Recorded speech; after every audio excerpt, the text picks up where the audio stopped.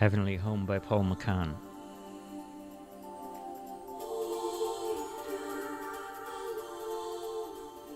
At an early age, Andy was regarded as someone with his head in the clouds, who never really clicked into things. His parents had tried to understand their son, and somehow never really did. He often sat in silence, alone, under trees, looking at the sky.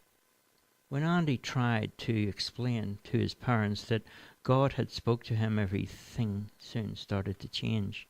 His parents were lost in knowing what to do or say, and they had thought that their son was suffering from some kind of delusional condition. By the time Andy left school, he was considered by some to be a dreamer, and by others to be a saintly lad who never missed regular church. Over the years, Andy's parents had brought him to see various counsellors who listened to his accounts of speaking to God, and how God had answered him. Andy had a number of jobs in his local village, working for Greengate Grocery Store and Greengate Petrol Station. Although he worked hard and got on well with people, Andy was never really happy with life. There was always a void he couldn't fill. He had never went out with a girl and didn't have many male friends. Andy found the emptiness there in his life was accommodated when he prayed to God. When he wasn't working, he spent all his spare time in church, talking to God.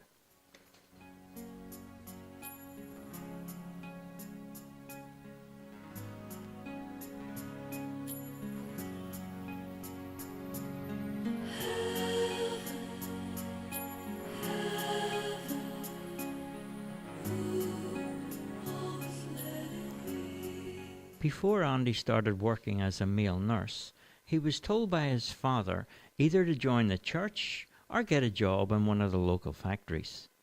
Andy had always tried to please his father and had tried a number of times to take up a steady job in Greengate's Industries, but always found God calling him in another direction. Andy had never been happy working in Greengate, and after a lot of soul searching and research, he decided that he would get out of the village and take on a full-time course in nursing. So he decided to take a year out and complete a nursing degree in a city university. Andy studied hard and put up with all the traffic noise and pollution.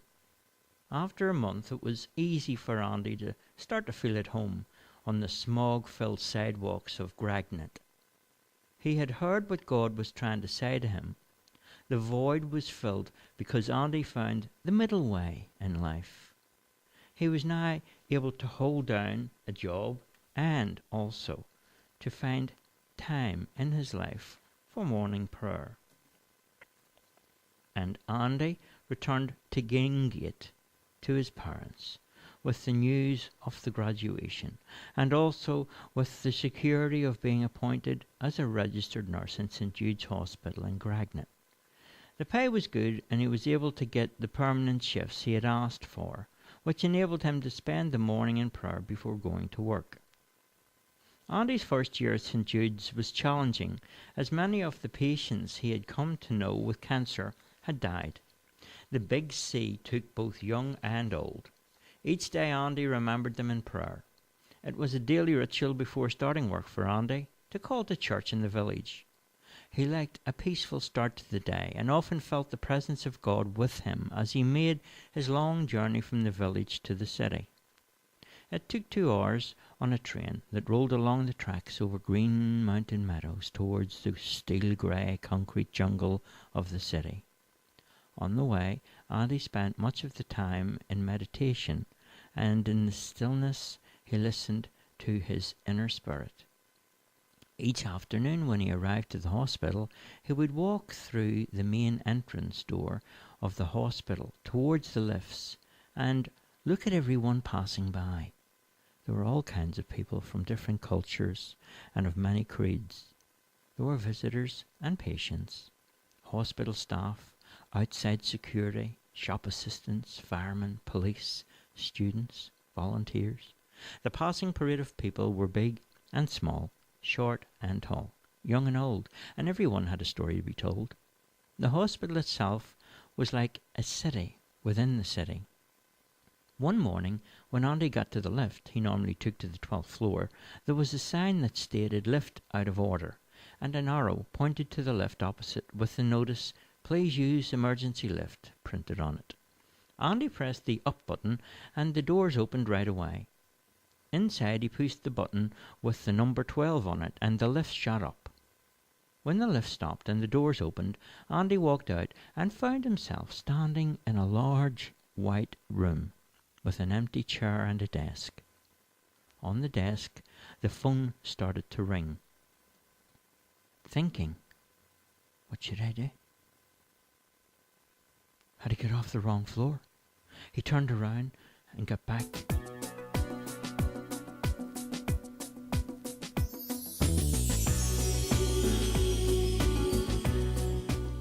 But the lift had gone.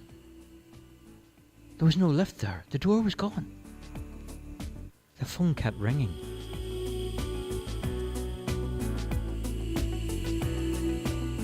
What to do? So Andy went and lifted up the receiver and said, "Hello?" "Hello, Andy. This is God. How are you?" Andy sat down on the chair and replied, "God? Is that really you?" And the reply came, "It's me, all right." "I'm a little confused, God," Andy said. And the reply came back, "I'm sure you're wondering what's going on, Andy, but before I talk any more, there are a few people who want to say hello." "I don't know how many people, God," Andy said. Suddenly a big white door opened, appeared from nowhere, and when it opened, all the people who had died from cancer during the year at St. Jude's came over and stood beside Andy. They all looked a picture of health, and there was a peaceful happiness about them. Andy was overwhelmed with everything that was going on.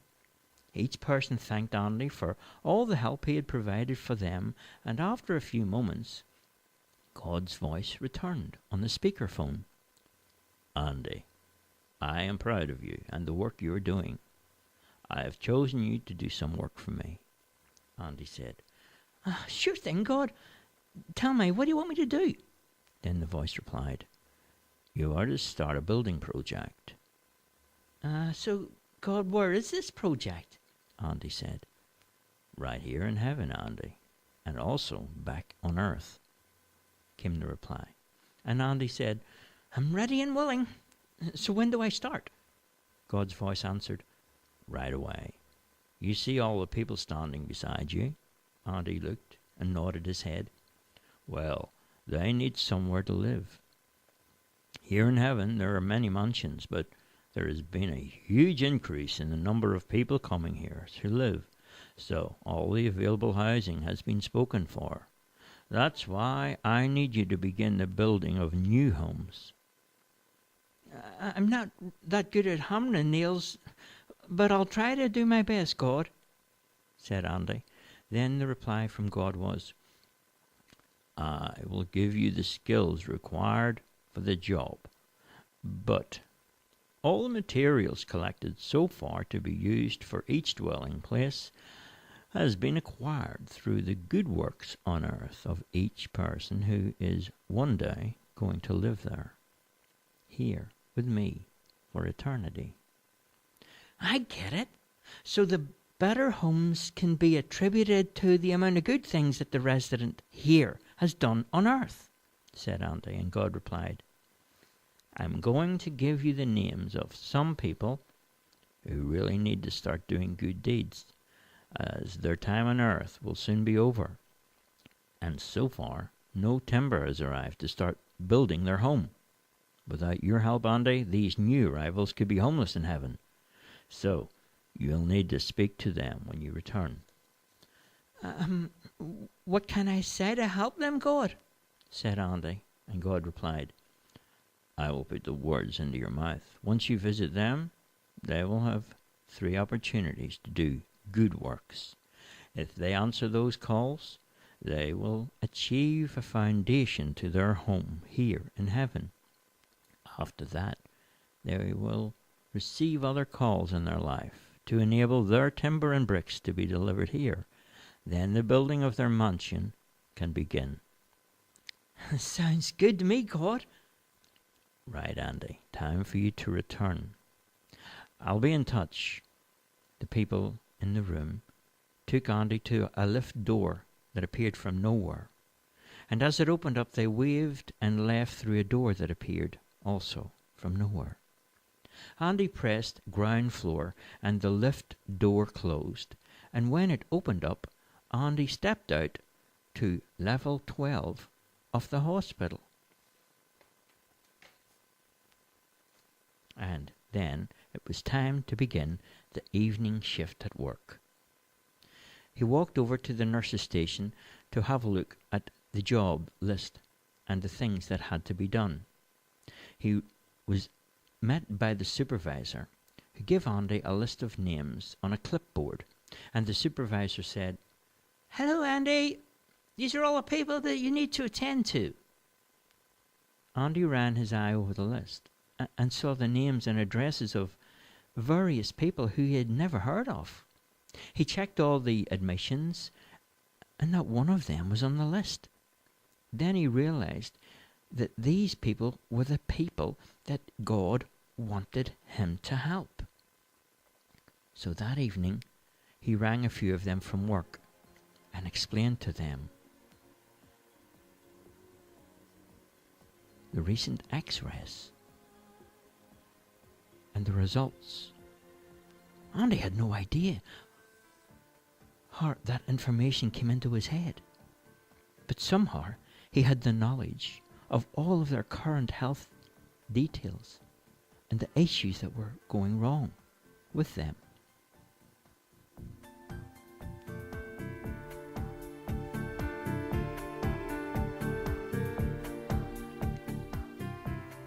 After speaking for a while, he made an appointment to meet the people on the list that he had spoken to. And that week, Andy went to visit some of their homes, and on each occasion was presented with 3 requests for help.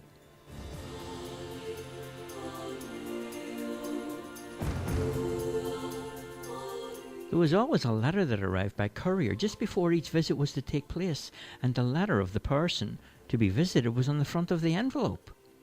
All Andy had to do was go and knock on the door of that person and let God do the rest.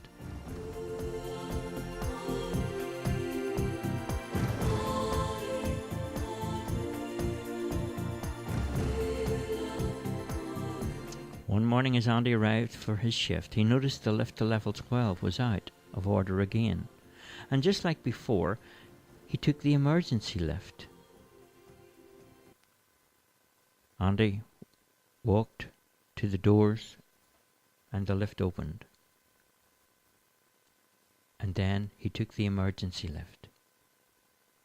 He walked out when the doors opened and found himself in the middle of a construction site. There was a hammering and sawing and trucks banging and hammering and timber and bricks and painters and builders. There was work everywhere in different homes. One of the builders approached Andy and said, the boss wants to have a word with you. And he handed Andy a mobile phone. And God's voice on the phone said, all these new homes you see being built are the result of your work that you did for me on earth. Andy replied, that's really something, God. It sure is, Andy. The on-site foreman will take you on a tour shortly of some of the finished homes. Thank you for everything you've done. The voice stopped, and the white man came over with the hard hat, the white coat, and he took back the mobile phone. And he asked Andy to go for a walk with him around the streets. The streets had no name. And in every street, beautiful homes of all designs. There was one home in particular that stood out from all the rest. It was a huge mansion built on a large property. Never before had Andy seen anything like this house. Wow, look at this place. Andy said. Isn't it something? Came the reply. And Andy said, I wonder what kind of person owns this? The foreman pointed to a name on the front letterbox, and Andy saw that it was his. Welcome home, said the foreman. The end.